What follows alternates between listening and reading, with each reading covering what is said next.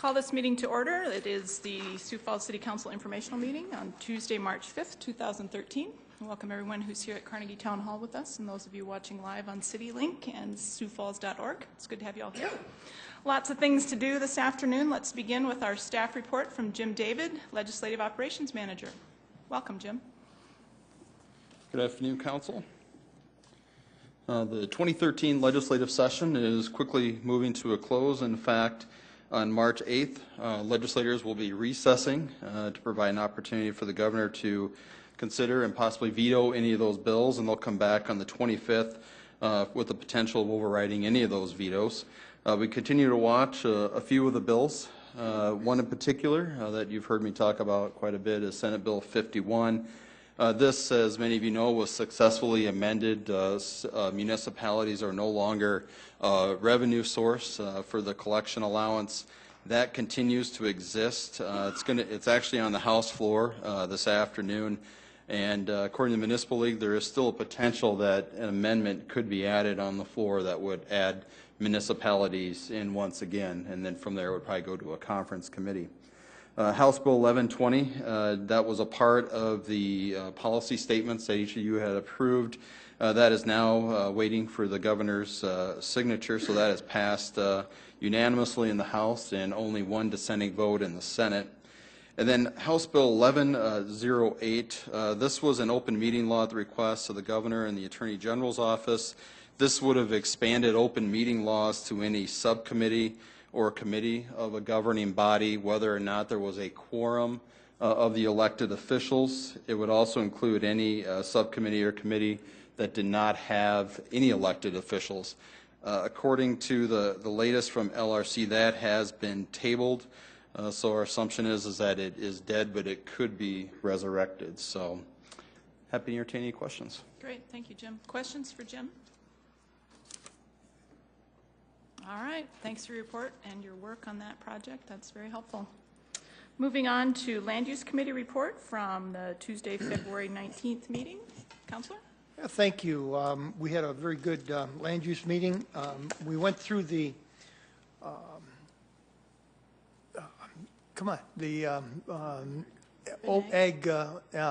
Urban Ag Committee or Task Force came with our final. Boy, there are times when the old mind just goes, isn't it? And you can't pull it out of the air regardless of what you try to do. The Urban Ag final report and having to do with animals, and so they gave their final report, and we thanked them for that. Along with that, will be coming to the council, the full council. They will. We're going to have a couple of decisions to make on that, as to whether or not what the amount of the license will be and that kind of thing. But for the most part, all those decisions were made with a lot of feedback from the public, and that's what we wanted to do. And so we'll look at those, and we'll make a decision as a council of how we want to proceed with that. And so we'll be getting that. I believe it is the next council meeting, and we'll look forward to that. Good, thank you. It is scheduled for the next council meeting? I believe it is, yes. Yes, it is. Okay, great. Thank you. Questions for Councilor Rolfing? All right. Thank you for your report. Thanks to that group for working so hard. City Council open discussion.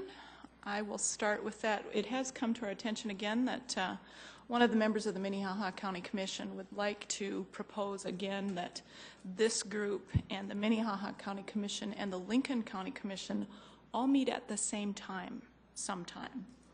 I haven't heard much in the way of support from this group for that, and so I have kind of let that drop, but it has come back, and so I'm just looking for feedback from you folks. Thoughts? Yeah, Councilor Rolfing. What would be the areas of discussion other than, well, let me just leave it that way. What would be this person's thoughts about areas of discussion? Exactly. That's my question as well. There is nothing on the table. It's not. The three bodies are not governed by any sort of operating. We work with them individually on zoning issues, but so that would be a question that I would ask as well, and I can't answer it for you. Other comments, thoughts? Councilor Jameson. I sure like the idea of camaraderie and the efforts, but without an agenda to manage, I think it's all good spirit, I suppose, but it's probably not as productive gathering all of us together on one specific night for that approach. But if there's an agenda, let's work through the agenda. Mm-hmm. Okay. Other comments? Councilor Jameson. Or, sorry, I'm sorry, Kenny. Councilor Anderson, sorry. I have tried really hard and done pretty okay. Well, I guess also without an agenda, it is, hard to think on exactly the type of items we'd talk about, but we also have that opportunity to do that at the joint meetings that we have at the pavilion. So, that opportunity to interact and discuss over issues is already out there. That's a really good point. I'd forgotten about that. And we do that every month. We call it the Breakfast Club, and we do include the school districts, but certainly there are lots of county commissioners there as well. Any other comments? Okay, we'll pass this back then and just say, kind of give this feedback to those folks that are interested in this.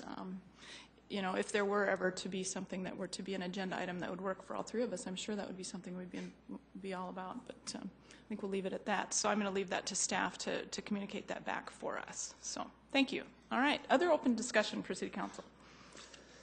Councilor Jameson. Last Thursday, I did another ride-along with the police officers on the compliance checks. I did it last month, and they had 100% success. And so they thought it was some kind of fluke. And so I thought I'd ride along again just to kind of make sure I wasn't the lucky charm of the whole thing or something. Anyway, we did have a one failure that you might have read about or saw in the news, but I was there watching this occur, and it's really good perspective for us to have. But the way the officers handle the situation is very professional, very legal, and give all the ways out for the licensee to get out of selling to a minor.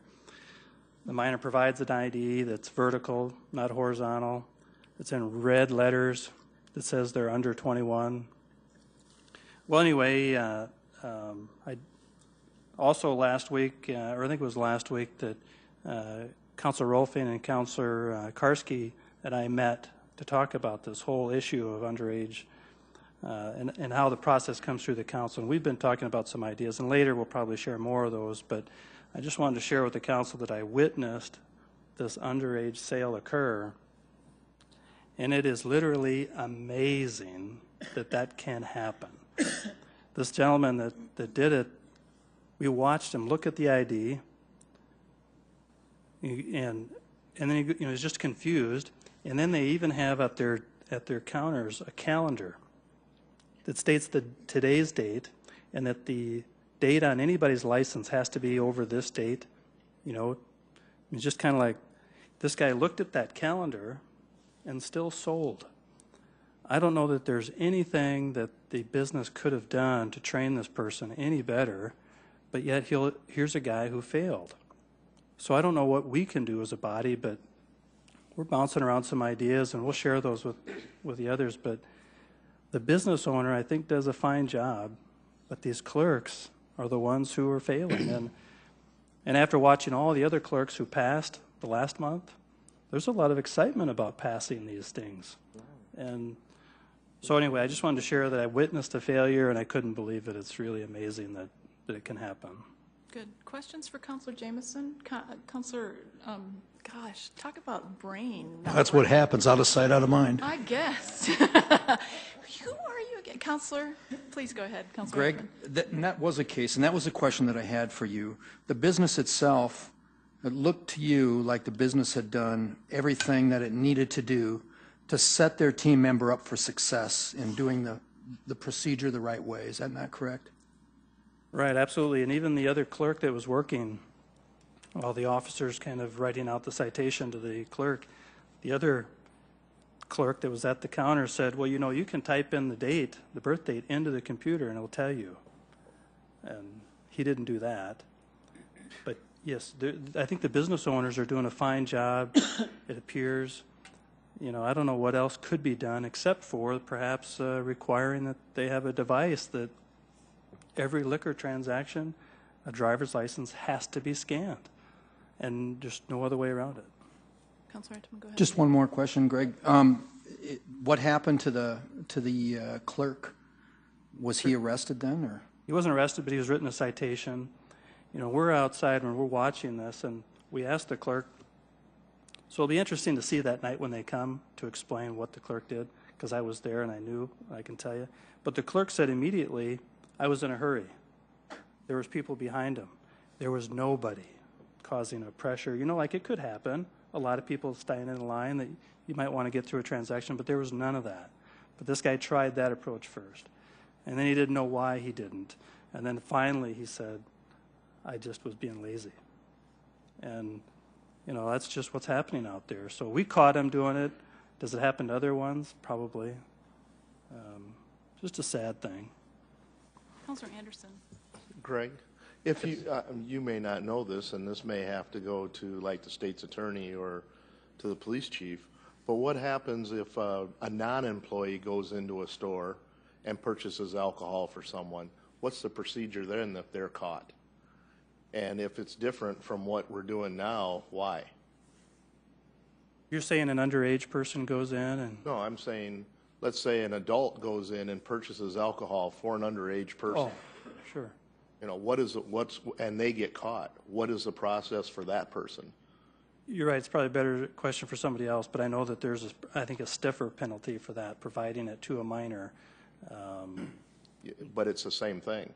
That's what I'm saying. Sure. If this clerk is providing that alcohol, you have an adult providing alcohol, maybe it's got to be looked at the legal way. I don't feel there's anything this body is going to be able to do about this. But what's going to happen is it's going to happen at the police and the state attorney's level. And they're going to have to decide if they're going to prosecute these properly or the way that they would do anyone else. Is there two different procedures? If there is? Mm-hmm. That's a good question, Councilor. Other comments? Yeah, go ahead.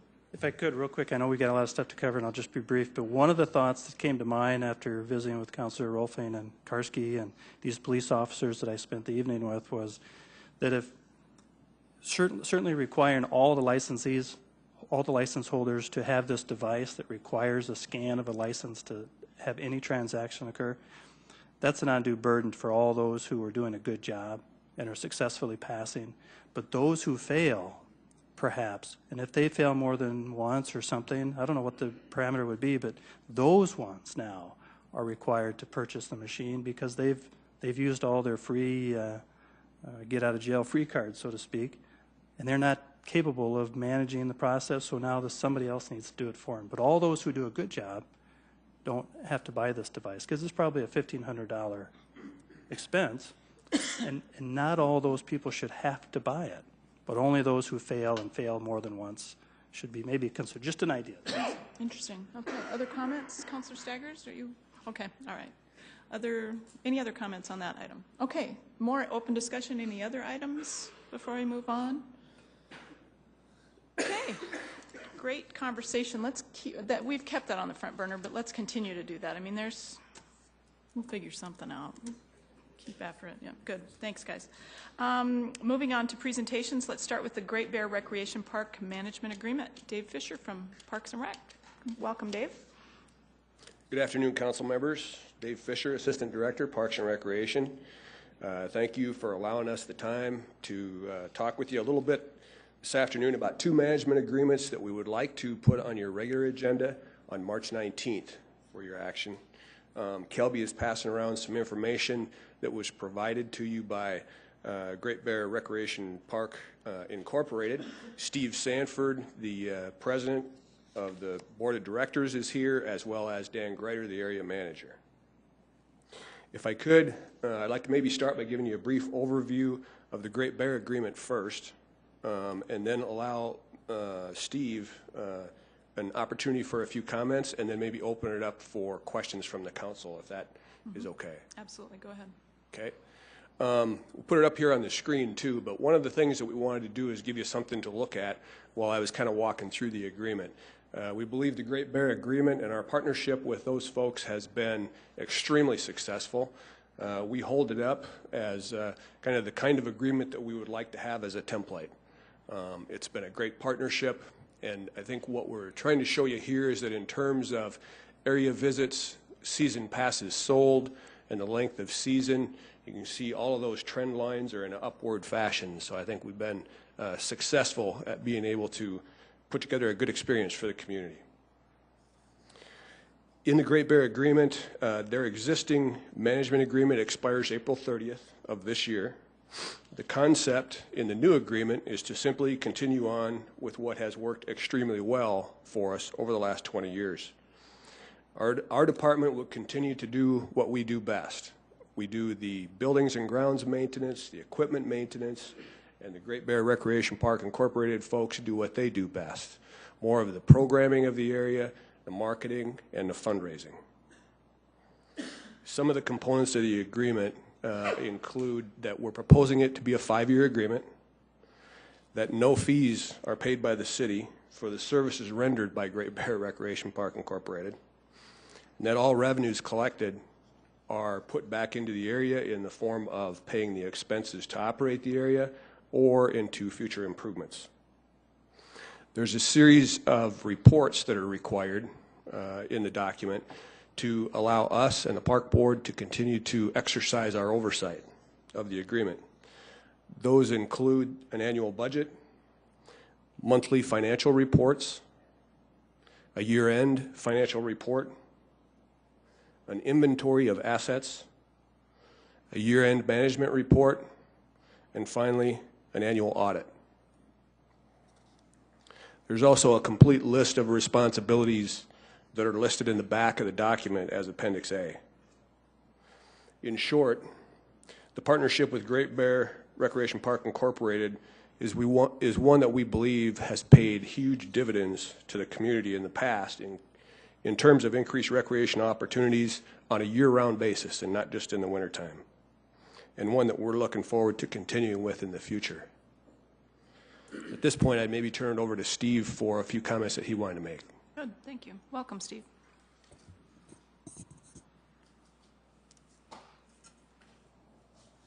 Good afternoon. I'm Steve Sanford. I'm the president of the board of directors of Great Bear Recreational Park, Inc. Thanks for allowing me to be here today.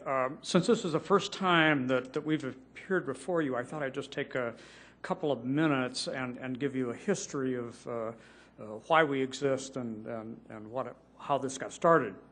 The city has always owned the land on which Great Bear sits, but as a ski area, it started in the 1960s under private ownership, continued for about 25 years under various forms of private ownership, kind of devolved to where Lowell Hansen was sort of the last guy standing.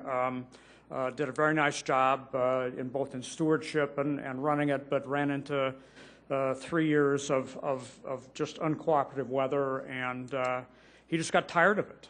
And so after the 1991 season, he just said, I'm done. So a group of us actually went to Mayor White and said, gee whiz, you ought to buy it. And the city ought to buy it and own it and run it. And then, of course, his response was, a ski area? That's the last thing we want to do. So as it happened, the end negotiations were that, okay, the city you all would buy it as long as interested private citizens formed a nonprofit to run it for as long as the city wanted it under private operation until maybe the Parks Department got comfortable in taking it over. But in any event, so I started with the organization in 1991, and the few years has evolved into 21 years under a contract that renews every 3 years or so. In 1999, we undertook a long-range planning process that yielded the Great Bear you see today, greatly expanded lodge area, the tubing hill, some expanded hiking and cross-country trails, a little expanded ski area, better teaching area, et cetera. If you look at the graph, when we started out, we were doing maybe 15,000 visits a year. When we added the tubing hill in the late 90s in 1999, our season visits immediately doubled. And so they've evolved over the years to where they're roughly triple what they used to be. We go up and down. Maybe an interesting fact would be in the 2001-2002 season, just in season length, we had a 54-day season, which was the shortest in our history. We had a brutally bad, stupid winter, rain, cold. It was an awful time. Interestingly, though, that's what we're going through now.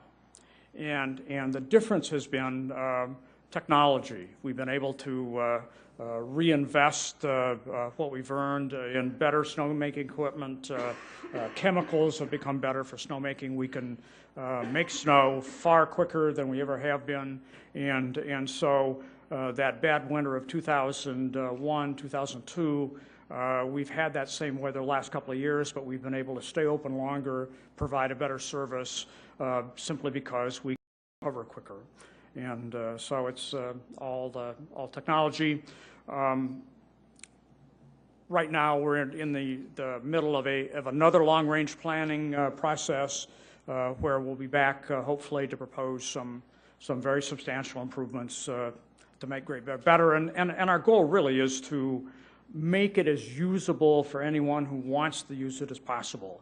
And so our goal is to keep those numbers in terms of visits and that sort of thing growing higher and higher and provide a better benefit. So if anybody has questions, be happy to answer them. Otherwise, thank you very much. Thank you very much. Questions from council for either Dave or Steve? Councilor Staggers. Yeah, I've got a quick question here. How much did the city pay for Great Bear? I think about $250,000 sticks in my mind. Okay. And also the maintenance, the amount of money we put in each year, how much do we, on average, do we put in, the city taxpayers? You know, that's a question I think David could address. I have a number in mind, but he has the right one. Okay, thanks. Of course, every year is a little bit different. Yeah. But, and this is going to be an estimate. But we're somewhere in that category of about $125,000 to $150,000, and that would be staff time, all of the repairs, parts, that kind of thing, fuel for the equipment, everything that represents our responsibilities under the agreement. One other area where taxpayers are vulnerable is in regard to the capital improvements. So over the years, how much have we put into capital out there? I don't have that number, Kermit. I could get that for you. But for the most part, it's been a 50-50 partnership with Great Bear Recreation Park Incorporated. Okay. Yeah, if we could get that number, that'd be great. Sure. Okay. Thanks, Dave. So just to clarify, we're putting this on the agenda March 19th, so we'll have time for that conversation between now and then as well, or we can talk about it when it's on the agenda then. Sure. Great. Councilor Entman. Yeah. You mentioned fundraising as a responsibility of the nonprofit that's in charge here. Fundraising, is that for the cap improvements, or what kind of fundraising exactly, if you could explain that? Yeah, that's correct. Basically, we did a master plan, I think it was back in 1999, and that was spearheaded by the Great Bear group. And then they went about to raise money, private funding, to meet us halfway on those improvements. And I think right now the board has also engaged in an update of that master plan. And in the future, that again would be something that they would take on. Yes, go ahead. Also, I notice here, looking at the events and stuff, the summer events, I noticed that since the year 2002, 2003, that the group has been fairly aggressive in going out and looking for summer events at that. I'd like to know a little bit, are these fee-paying events You know, if you could enlighten us as far as what kind of summer events these are, and what is the direction of the organization as they go forward as far as these summer events? Sure, that's a good question. I'll start it off, and then maybe either Steve or Dan can chime in too. But I know that there's a rental fee for use of Great Bear out there, and I know as a wedding reception or wedding event area, it's become hugely popular. I think in the summertime, basically, I want to say pretty much every weekend, there's an activity that's going on out there, and so that is a fee generation kind of activity. And as far as some of the other events maybe and the direction, I'll maybe let either Steve or Dan comment on that.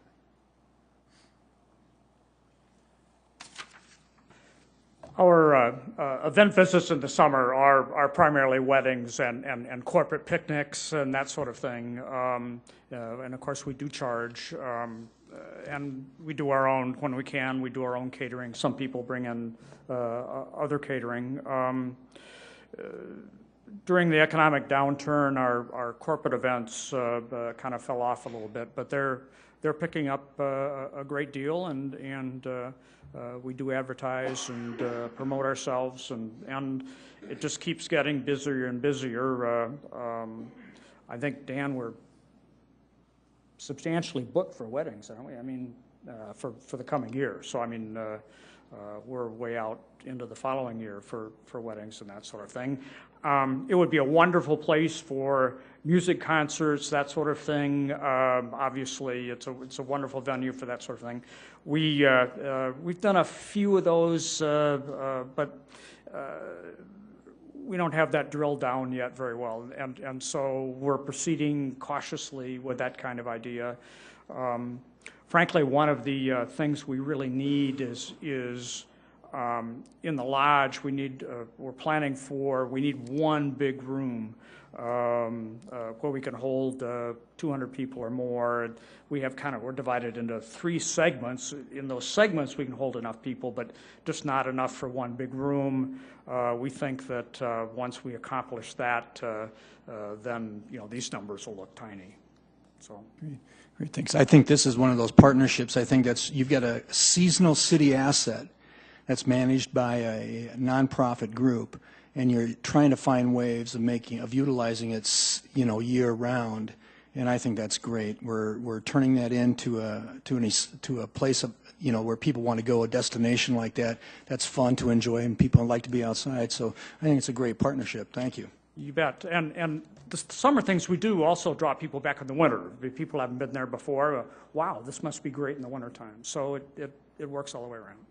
Good. Thank you. Councilor Anderson. Question for Dave.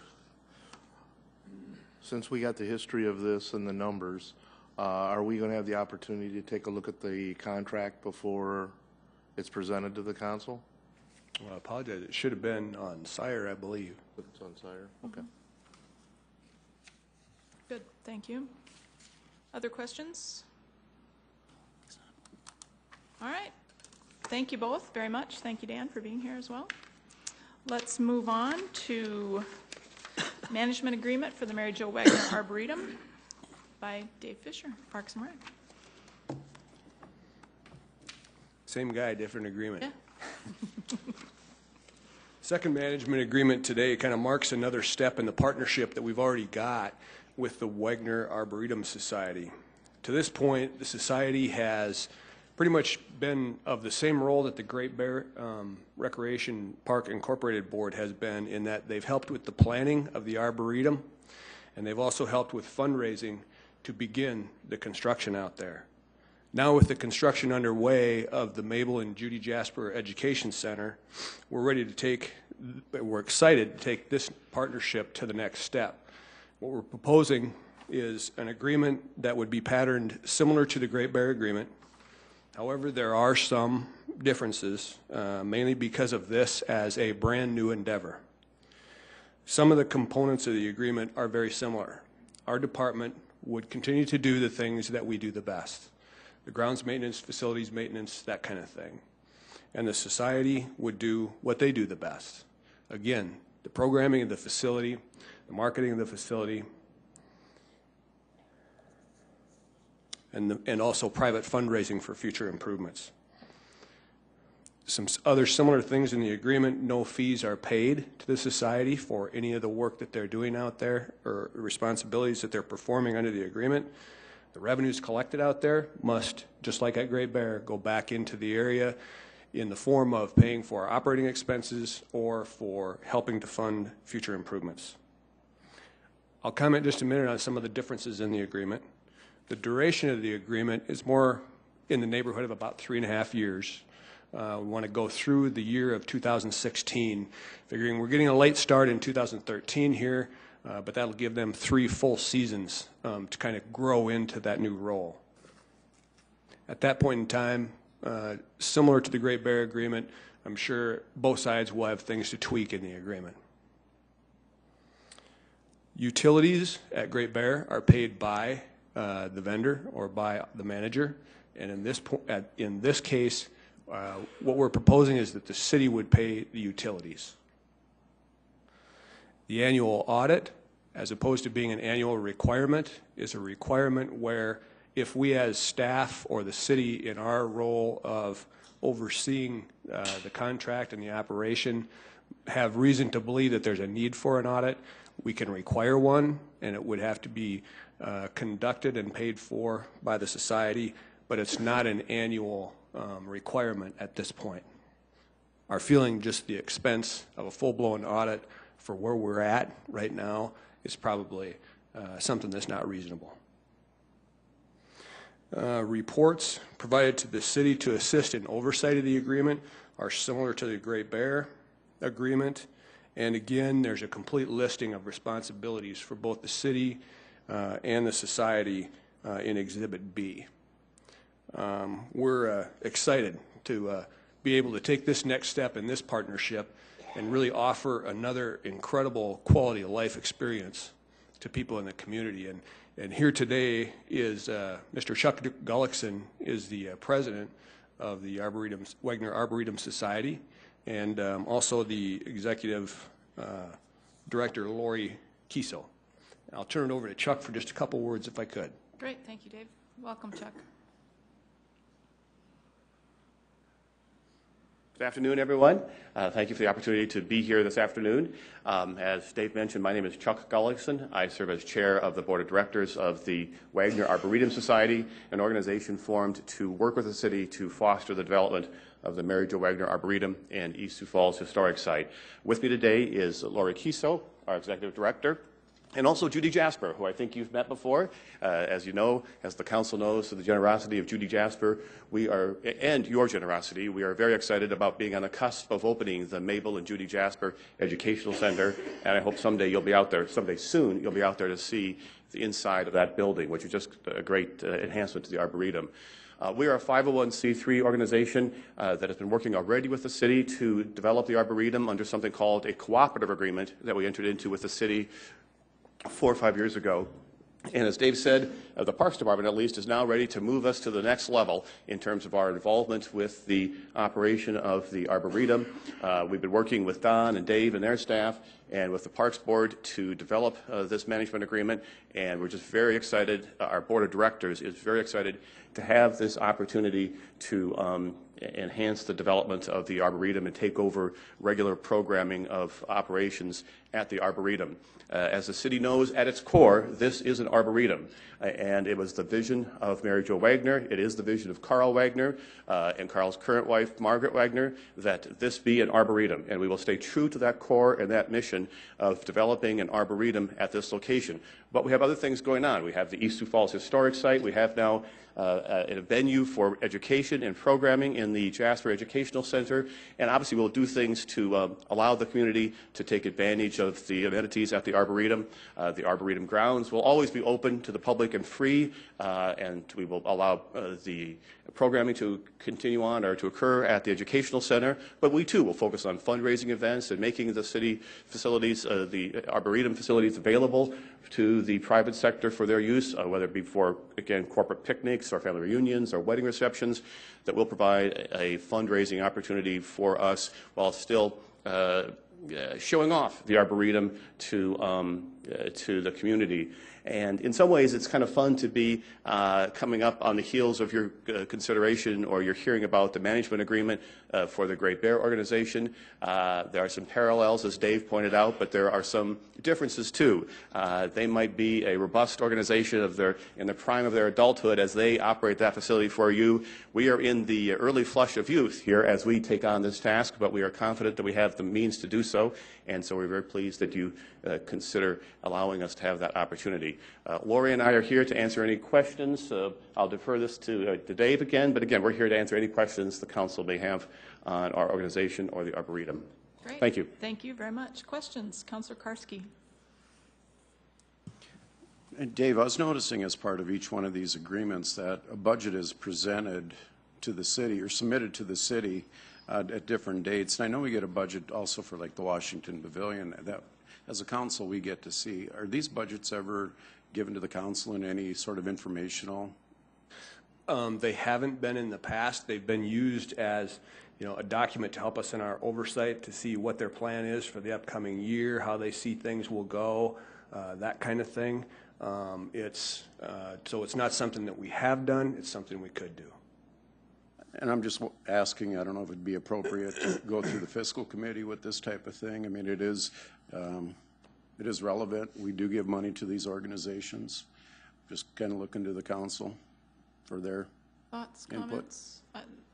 Councilor Jameson, are you? If I could add I would say I think what's missing from the presentation today, Dave and Don, is really the idea, like Great Bear probably more so, on that the tracking of the $250,000 fee that we pay. How have we paid it over the years? Has it gone up? How much every year? What is it doing this year compared to last year? So we can see these things. The revenue that's been generated over the years. And so we can see the net gain, the net loss. It would be beneficial for us to have seen that. And I think that's what Councilor Staggers was somewhat hinting at, was so we could see that. Not that I think Dan Greider does a great job out there. No doubt, no disrespect there. It's just that I think we should have that. Going through the fiscal committee, may not be necessary. If we had those documents today, we could probably analyze it and say, you know what, we're getting a great deal. And look, Great Bear's making money, or Great Bear's losing money. Yeah. What do we need to change? What do we need to do? If we had that information today, I think we could be better prepared for the 19th when it comes. Okay. But whether it goes through the fiscal committee or not, I think is up to the chair and the rest of the guys to decide. But I think those documents would have helped us better today. And to that point, I mean, if I may, this is a 5-year contract that we're looking at approving here. To look at it once every 5 years, I don't know if that's often enough, and that's why I asked the question. Okay. Dave, response? Yeah, I just want to make sure that we clarify here, or that I take an opportunity to clarify. We don't pay them a fee for what they do. The number that I gave, which was $125,000 to $150,000, represents park department costs for mowing the grass, for doing the things that are our responsibilities under the agreement. So there's not anything that we're paying Great Bear Recreation Park Incorporated. That's our operating budget expenses. We get regular financial reports from Great Bear Recreation Park Incorporated, and we also will get quarterly reports from the society that give us that look every month or quarterly to see how the operation is going. We also get a management report that shows the number of visitations, that kind of thing. And so I feel very confident that we have lots of oversight and the information that we need in order to be sure that the operation is running right out there. Okay. But certainly we can share information with whatever you want. Okay, let's hang on to this a second. Councilor Entman, you were next. That was going to be my question to you, Dave. The financial information is available, and for us to get that from you, is it a request? Is it a line item? Can you explain to us, like for Great Bear, do you have a line item in your budget, the direct expenses associated with that, or is it just all part of the Park and Rec maintenance budget? There are some line items that you can trace to Great Bear because it will be for the ski lift, But as far as part-time employees out there, our full-time employees, that's not something that you can find in there. It's just part of our overall budget. Right, and the part-time employees, the people you have mowing, are the regular park people that are mowing the other parks. It's just wherever the rotation comes at the time. But you Right. can associate that expense roughly that you've given us, you can associate that with that operation. Yeah, what we would need to do is to go back and to the supervisors who are assigned to the maintenance out there and just basically put it together and figure out in an average year how many times do we mow out there, how many people it takes, that kind of thing. Yeah, and I think we got, from the parks budget that we see on an annual basis, we can see where you guys are spending the money. But what about the financial statement, you know, from the different organizations? Can you share that? Where is that available? Can we call you to get that? Is that something that's readily available on SIRE or through anything we have here, or what? Right now, not electronically, but certainly we have. We keep records of all of those. At all of the, basically at all of the board meetings, that's something that's automatic submittal. And so we have all those on file.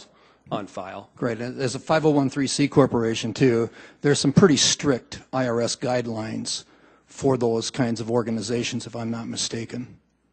So Chuck, is that not correct? Okay. Thank you. Okay, let's circle back then. What's the thought, hang on, Councilor Staggers, what's the thought on where we're headed for, do we want this at fiscal committee? And I'll start with Councilor Staggers then. Yeah, I just have the same questions I did for Great Bear, you know, about the capital improvements, because, you know, not every city, well, in fact, very few cities have arboretums. And I know we've put a lot of money into this one. And if you could, do you have any idea how much we put in, plus the education center we're building? I don't, but again, we can run that down and get it for you. Okay. I mean, and then one final thing, too. If anybody can answer this question, I've always been curious about it. I think we spent about $100,000 on that barn out there.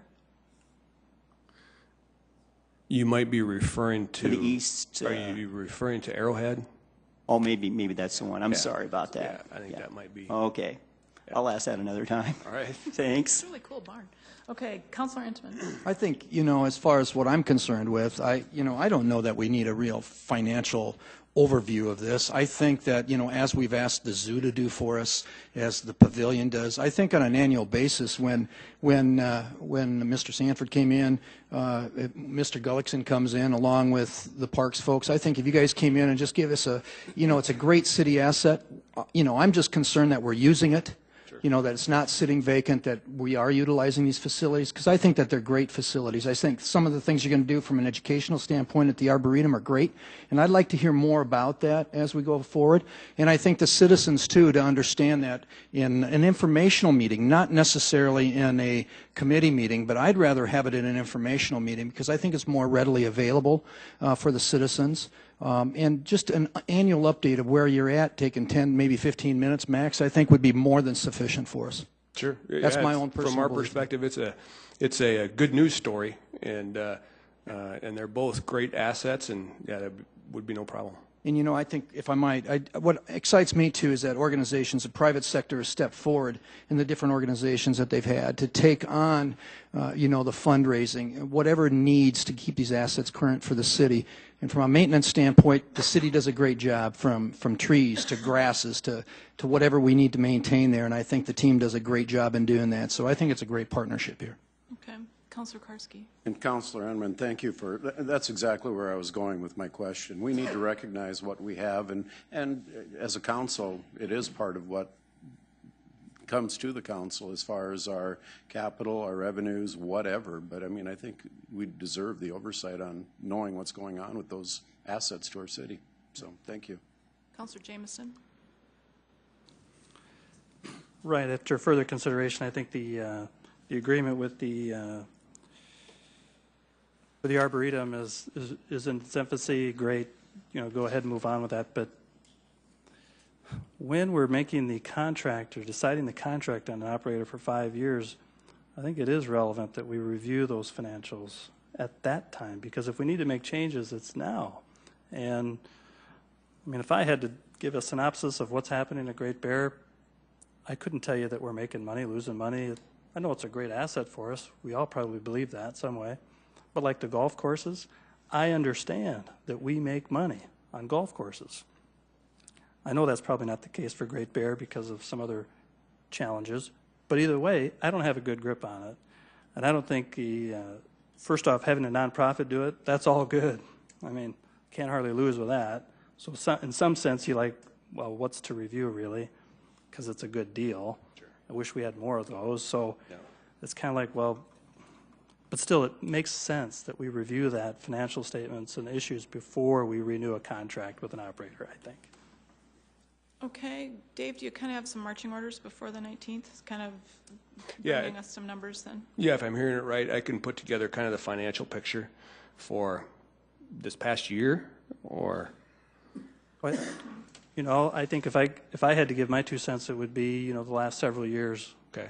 Just give us a feel for where we've been, where we're headed. Sure. Don't get nuts about it, but having the relationship with the nonprofit is a great thing, and and it's going to happen again here, I can see, and that's what we need. Yeah, I'll put some of that information together, and then the CIP stuff as far as who has spent what out there, and get that to you well ahead of the 19th. That'd be great. Councilor Intiman. And I agree with what Councilor Jameson said. At the time that we're entering into a new contract, it's great to see what the financial position has been of the organization during the previous contract period. And, you know, and the best thing about that is I think it can be done in a one-page executive summary with the backup material if we want to delve into it deeper. Yeah. I think that would be a great way of looking at it. But I do agree with you, Councilor Jameson. When we enter into a new contract, it's always great to see what we've done, where we've been, and how much it's cost, and, you know, how successful we've been in what we've done. Yeah, no, good input. This is the first time that these management agreements have gone before the council because of the change in ordinance. And so good learning experience, and we'll be ready. Good. We appreciate that. That's a great attitude. We're going to have fun with this. Good. Yeah, this is exactly what we wanted when we voted for this. So folks, remember that. That's awesome. Anything else on that? I think we're good with that. We're going to move on in presentations to the Shape Sioux Falls update from planning staff. This is kind of a preview for this evening and the next couple of weeks. Thank you. Jeff Schmidt representing planning staff tonight, and Mike Cooper's here, and then Sam Trebilcock. Sam Trebilcock was the author of our new zoning ordinance. This is 4 years of work, 2 years for the last aspect of getting this zoning ordinance forward to you today. So we're going to give you a little bit of overview today on Shape Places before tonight's meeting. So what we're trying to do is really show you what Shape Places will do for you. So Shape Places will allow Sioux Falls to continue to do the things that we've been doing. It also addresses the issues that have come before us. When you've heard things, when we've heard things from the public, we've put those into the ordinances. I think that's very critical for you to understand, is that the issues that we're bringing forward aren't necessarily coming from staff. These are coming from the citizens. This is what they've asked for. And then in the end, we've tried to put this ordinance and show that we're putting standards in place, not just conditions. So now people are going to know what the rules and regulations are that they have to follow, and it's not just an arbitrary solution when they get from a public hearing. They're going to know the rules and regulations when they get there. So with Shape Places, if this gets adopted, if this goes forward, with Shape Places, you're going to have these things, which you currently do not have with the existing ordinance. You're going to have options. So you're going to have options for mixed uses, for different densities that are going forward, core area residential development, which I know you've heard great things about. Everybody's excited about that. There's options for live work, and there's options for commercial development within an industrial development area. We're also, with Shape Places, going to be able to eliminate the unnecessary conditional uses. We all know there's some out there right now, but we're going to be eliminating some of these unnecessary conditional uses, as well as eliminating the overlay districts. Currently there's 9, we're going to have 1 remaining. With the new Shape Places, we're going to be able to have master plans for signage, for parking, as well as for landscaping. With the new Shape Places, we're going to have planned unit developments for our master campuses, our major campuses that are out there. And we are being able to break out recreation and conservation. We've worked with the park department so that they really know it's not just RC, but there's going to be recreation versus conservation. Excuse me. This is a huge one. This is what we've heard from, again, when you talk about changing the zoning ordinance. 95% of the population is getting impacted by this. We're making residential residential. People like this, okay? In a residential RS district, they're not going to be able to have twin homes in there, no assisted living centers, no daycare centers, no middle schools, no group homes, no nursing centers. It's residential in a residential zoning district. We've also created a new area for residential historic preservation. It's a zoning district aspect versus just an overlay district. Okay, now, again, what really comes down to the one outstanding issue that we continue to hear about is what about the commercial district? What are we doing with the commercial district? In the past, in the 2 years, 4 years that you've been on council, anything that really comes before you has to be Zone C4. If someone's going to be building a big box, a restaurant, a fast food restaurant, a cappuccino, everything's Zone C4 because that's what we have in Sioux Falls. That's the zoning classification we really have. With C4, anything over 1 acre or over 15,000 square feet requires a conditional use. So that's what we have in place. As we're moving forward, we really separated that and put standards to commercial districts. So you have a lot more understanding of what commercial you're going to get versus where we had it in the past. Not everything's going to be C4. We have improved the landscaping through landscaping study groups and with working with stakeholders for tree requirements, for street trees, for interior parking, and for buffer yards. We've taken care of the parking standards. There's new calculations in place for the things that you've asked for, new parking calculations for churches, those houses of worships that you've dealt with, for on-sale establishments that you've asked us about, for hospitals, for hotels, for car washes, for motor vehicle sales, and for warehouses. We've also dealt over the last 4 years with the signage issues in Sioux Falls. That study group has come forward and asked for increased building signage, freestanding signage, identification signage, temporary signage, and we've put in there an appeal process. In the past, there wasn't a stated an appeal process. Now there is.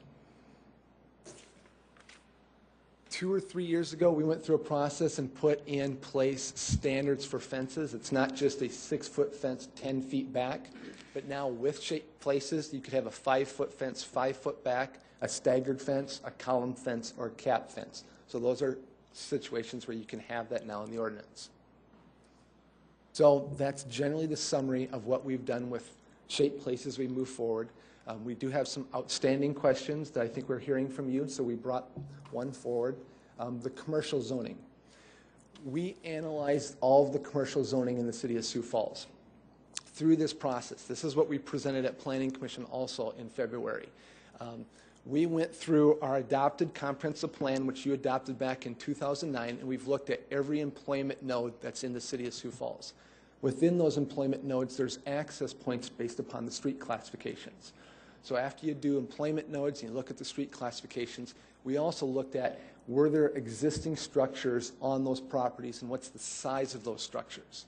Then we've also looked at what the land area is. You start looking at the comprehensive plan, the street classification, the structures, the land area. We've looked at what the adjacent districts are next to these. Then we set the commercial districts. So this was not arbitrary. It wasn't just we went out there and said, you know what, you get C1 and you get C4. We went through the process of who was going to be able to get what zoning classification for commercial, and then we put those zoning classifications in place. We put them in the ordinance or on the map in November. So then they were available in November on the website. We notified the people through the water bills for all the people that have water bills in the city of Sioux Falls. And now we're going through this public hearing process to again inform people about all the zoning classifications. So again, now this is how we've described it. I showed you the kind of the steps we went through. On the right is the image of the nodes on our comprehensive plan, where you can see whether it's a neighborhood node or a sub-regional node. When you see the type of roadways, there's type 1, type 2, type 3 roadways. That's the arterial street classification through an engineering design standard. That's an actual engineering classification. Based upon those roadway classifications, you get an access point at maybe 300 feet back or 600 feet back. If you get access points at 1,300 feet back, you can see that, guess what? The circle gets larger. So when the circles are larger, you get a larger employment node. That gave you a larger commercial district. If you only had a 300 by 300 foot commercial section, you had a small neighborhood section, you got C1 or C2 commercial. So that's how it was done. Now, when you compare, this is what's in the ordinance right now. The C4 existing is on the left-hand side, the C2 proposed on the right-hand side. We've lined them up east and west across from each other. In the C4 right now, you have retail, trade, and service. In the C2, you have retail, trade, and services. But on the left, you see that in C4 right now, you only can build up to 15,000 square feet. You have office in the C4 now, you'll have office in the C2. But on the left in C4, you can only do up to 15,000 square feet. You can do off-sale alcohol in both districts. You can do full-service restaurants in both districts. Then, when I highlight these in this purple, pink color, in C4, everything else other than those four requires a conditional use. On-sale motor vehicle service, motor vehicle sales, churches, daycare centers, everything else requires another public hearing in order to get that approved. On the right-hand side, you can have in a C2 district an on-sale establishment as long as it's beyond 500 feet from those sensitive uses. And you can do retail, trade, and services for motor vehicle as long as it meets those standards. The stipulation being that the maximum size in C2 is 25,000 square feet. So in general, when we went through the classifications, the C4 commercial that's out there that was not built upon, if it was a vacant C4 property, we gave it C2 classification because you can see that they were only able to do a 15,000 square foot building before, and now they get to do 25,000 square foot. So that was pretty much apples to apples. That was what they were allowed to do. So that's how we classified commercial. So with that, that's kind of where we were at today, giving you a general overview prior to tonight. We're going to do a different presentation this evening, going through some of the summaries for the zoning ordinance, but wanted to know today for Mike, Sam, or myself what your questions or comments are about the new zoning ordinance. Great. Thank you, Jeff, Sam, and Mike. Questions now, kind of preliminary questions, things you might want to know yet later tonight. We'll start with Councilor Anderson, then Entenmann. In your RS part of the presentation, Okay. one of the restrictions was no middle schools. Correct. Why middle schools? Because they generate a lot more traffic and have a lot more impacts than other institutional uses.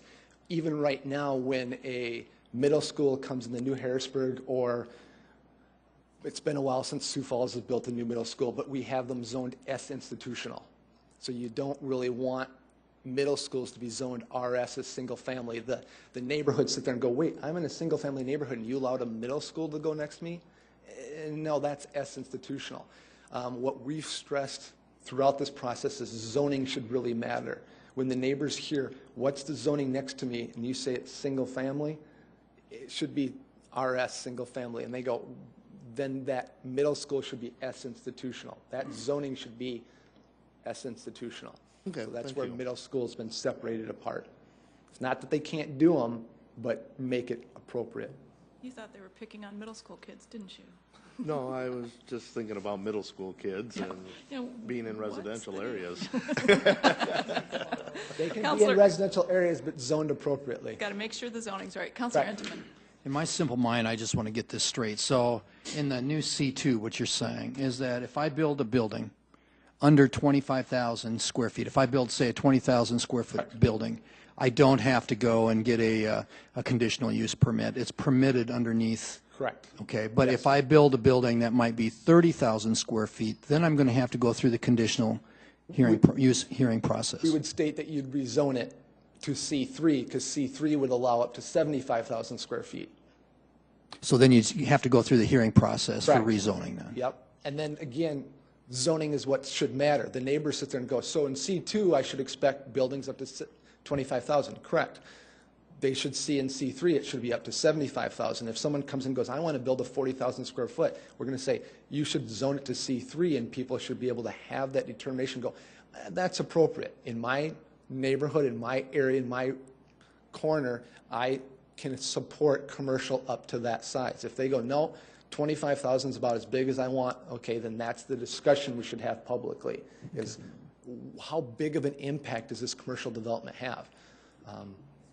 Okay, great. Thank you. Yeah. Okay, Counselor Karski? If you could, Jeff, go back to, I think it's your second slide. That-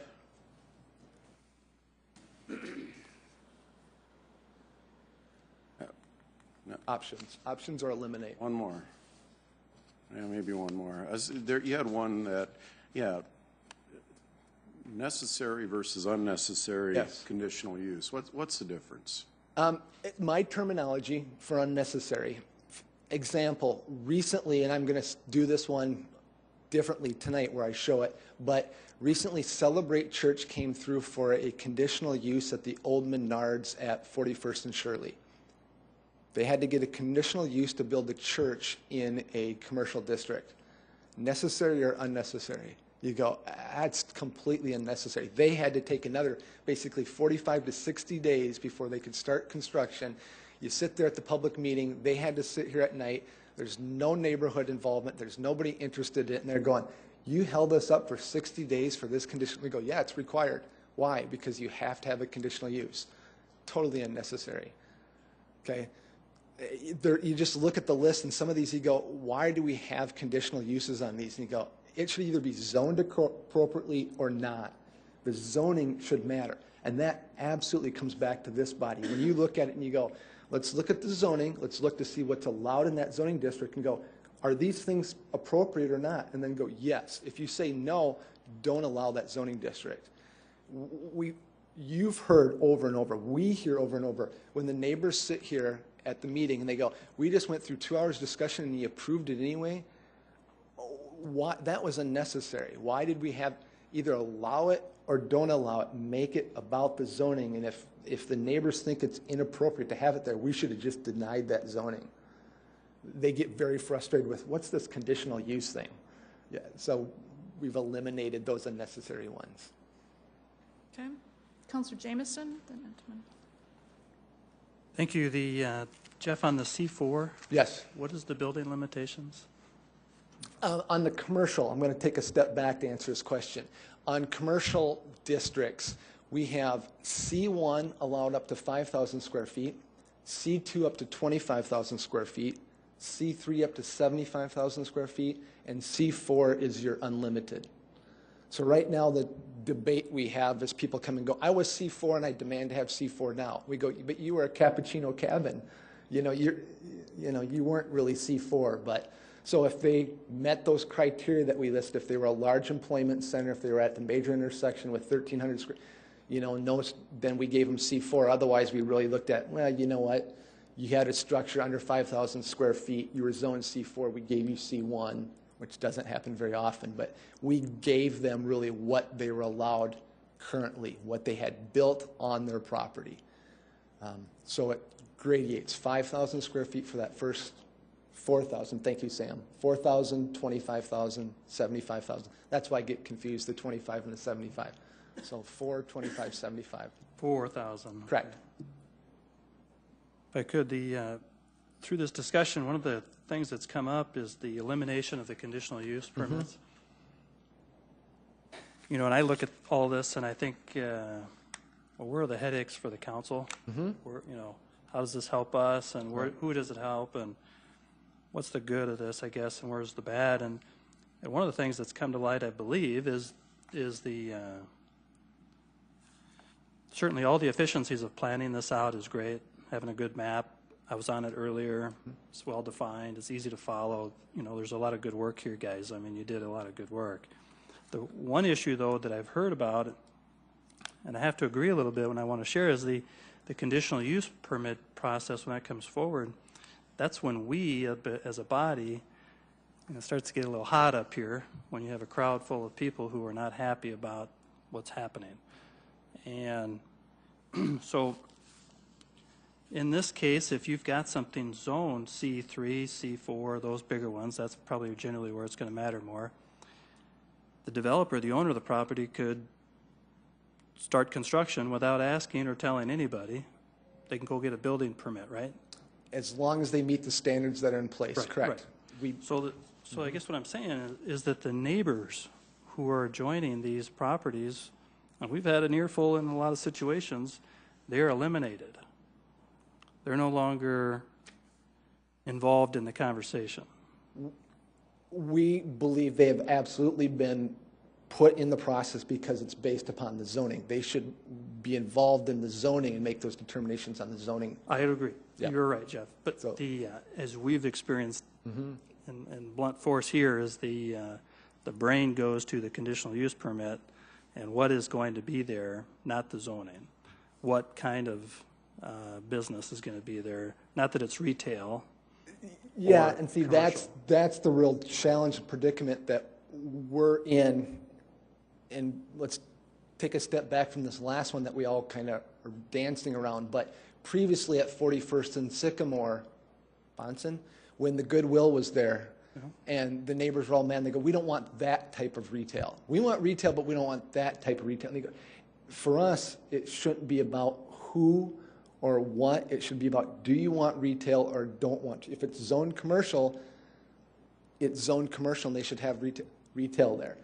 Even to this date, I don't think we've ever had a complaint about that retail that those people got. When they were standing in front of you and when they were standing in front of us, I think we remember the comments. We're going to have rats running up and down the street. We're going to have infestation. We're going to have these poor people in the neighborhood. We can't have Goodwill in our neighborhood. And you went, okay, that's the conditional use issues you've heard over and over. When Walgreens was going in at 41st and Sertoma, we can't have Walgreens, and you had a conditional use, and then it went in, they go, we love Walgreens. It raises their ire, and they get angry with you and us about these conditions, and then it goes in, they go, yeah, it's okay. One Right. more, Councilor Jameson, because I got a bunch of people wanting questions. Oh, sure. Well, I think the challenge is that I'm just a little concerned about circumventing those opportunities for the public to come and give us testimony, because oftentimes they feel and have ownership in the way that like, for instance, Walgreens is developed and fenced off and screening is done is because the public said they wanted it that way. And we did it that way, and it was added into the deal. So it's just a concern I have. Okay. So.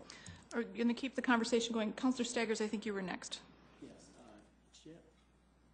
Jeff, I just assume, of course, the zoning districts have been reduced with this new shape Sioux Falls. They're about the same numbers, yes. Oh, how many is that, about 16 or so? We'll count them for you tonight. Okay, because I thought one of the things that was put forth for this plan is that it's going to make things simpler and streamlined and so forth. And we believe it is, but it's not surely by the number of districts. We have made it simpler and easier to understand, and we've heard that through this last 2 years. Also, too, you mentioned there's still going to be one overlay district. What overlay district is that going to be? The airport. Oh, okay. Thank you. Yep. Okay, good. Councilor Entman. I just drew a blank, but now I remembered again. You mentioned planned unit development for major campuses. It was one of the comments you made. Can you explain that terminology for me? Absolutely. Currently, you may know or may not know, there's 280 planned developments in the city of Sioux Falls, where over time, over the last 20, 25 years, landholders have created their own planned areas, their own planning districts. So we have 280 of them out there. We have removed them and put those in conventional zoning districts now. So now they fall into an RS or a live work or a C4, so that we're not having 280 planned developments, but we've created 4 PUDs, planned unit developments, where similar process or understanding, but they have to fall in these 4 classifications. So when they come in to zone their property, they come to you, they ask to zone it, and then they have to show their work. They have to show, this is where my commercial is going to be, this is where my apartment's going to be. They're going to lay out their initial development plans, and then they have to construct it to that plan that they laid out. So they don't get to just automatically create a whole new set of standards or rules just to them. They still have to fall within our principles and ideas. Question, may I continue? So you're saying that if they come in with their plan, they have to build to that. What if the economic climate changes? Then they come back and amend it. We still want that public discussion here at this body. So for example, if you have a major campus, one of the 2 or 4 that we have in Sioux Falls right in the core, they're coming in, they'll say, we're going to rezone this entire campus to a PUD, and we're going to have a big building here, and we're going to have a parking lot here, and we're going to have a small clinic here, and we're going to have a residential dorm here. Okay, that's what you see, you get to prove that. If things change, they have to come back and show their work to you. If they don't, they get to come in and build that parking lot and that clinic and that residential dorm. So then we do get a chance on the comeback side, if they change their idea, their minds, we do have a chance to oversee this, Absolutely. get public input, or put in input ourselves. And again, from our premise, again, I'll see how many times I say this today, zoning should matter, because again, then the neighbors, as you, should be able to look at that plan at first and go, well, wait a minute, I don't want the building there and the parking here. So it should be up front. They should detail that up front so that you all know where the buildings are going to be laid out in the parking. And if they live to the rules that you've agreed to, they're good, but if they have to change it, they still have to come back to this body. So just one more. So if a developer comes in and says, this is the way I want to develop my area, and that's the way they have to do it, the citizens can't come back in down the road and say, or, I mean, you know, and he makes the changes and we allow those changes made, and now the citizens come back and say, well, that's not what they promised us that they were going to do. So if they say they're going to do something, then we do have an opportunity if they change their minds for that development. There is an opportunity for public feedback into the process. Yes. Great. Yep. Okay. Councilor Anderson. Excuse me, options for core and the older neighborhoods. That's my concern is always when we start looking at new code enforcement or new zoning rules is how this is going to impact the older neighborhoods. Right. And what flexibility is built into something like this so that when we do have issues in those older neighborhoods, we have that flexibility to come up with the right result. Sure. My summary on this one is that historically the core neighborhoods were designed and developed to that footprint that was okay in the 1950s and 1960s, to that style and those parcel sizes. Then we changed the ordinance in 1985 and beyond to suburban style development. And now if you come in the core and we say, okay, you want to build a house, you have to meet styles today in 2013. They have to meet today's ordinance in March 5th of today, and they can't. They can't meet today's suburban style lot layout because they were built to a traditional style. Sam created a new zoning district called RT, Residential Traditional, that allows them to be built the way they originally were built. What was their setbacks back then? You know, they didn't have garages or they had garages. What was their front yard, side yard? What was their height requirements? They sit there and go, how can we be held as a historic core neighborhood to 2011 when you have 3-stall garages? We went back to the way they, only for those core neighborhoods. So it's RT. Thank you. Yep. That gives them the flexibility and the understanding so they can come in and say, wait, I'm different than suburbia. And they understand that. We've got raving support from Pettigrew and Cathedral and Whittier. I'm going to circle back to the group in a minute, but I'm going to ask a question as chair that follows along with what Councilor Anderson is saying. There are homes in the Central District that folks would like to either tear down and start over or, you know, whatever, and they've tried the idea of a California build where you build the new structure and then tear down the old one around it and you get around the rules in those ways. Are we going to have to deal with those kinds of issues anymore? If I have a rundown property that I just needs to go away, but I want to build it to be similar to the neighborhood, we're moving into that era, aren't we, in terms of making it easier? Yes, making it easier. They're still going to have to meet building codes and the building standards, but from a land use standard, where if they tore it down and wanted to build it today, we'd basically say you can't because you have to meet today's setbacks. And they'd go, well, now my house is so small, there's no way I can build to today's standards. With the new ordinance, we say, no, you can build to the standards you basically had at that time. Right. You go, well, that's fantastic. Yeah.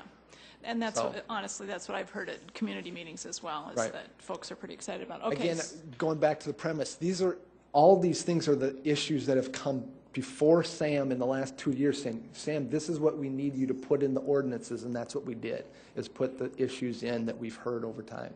Good. Okay. It is first reading tonight for this item, and there will be time for questions then, but I just want to circle back if there are other questions you want to ask now based on what you've heard so far. I haven't heard from everybody yet this evening. Okay. Anything else to follow up? Councilor Jameson. Do you have a copy of this that you'll be giving us, the presentation that you did today? Oh, One yes, of I can. the page that you use as your premise for making some of the decisions you made when you went through the city, that's the page I'd like to, at least if I could get that. Or the whole thing. Yeah, no, I can print it out, yeah. Okay. Yep. Okay, anything else? Big stuff, everybody, very exciting. Thank you all for your work. I mean, I've said it over and over again, but this is really amazing work, so thank you. All right, thank you all. We will, actually, we don't have a committee meeting after this, so I'm going to adjourn, and then we'll have our 7 o'clock meeting later this evening. Anything else for the group for this meeting? Councilor Anderson.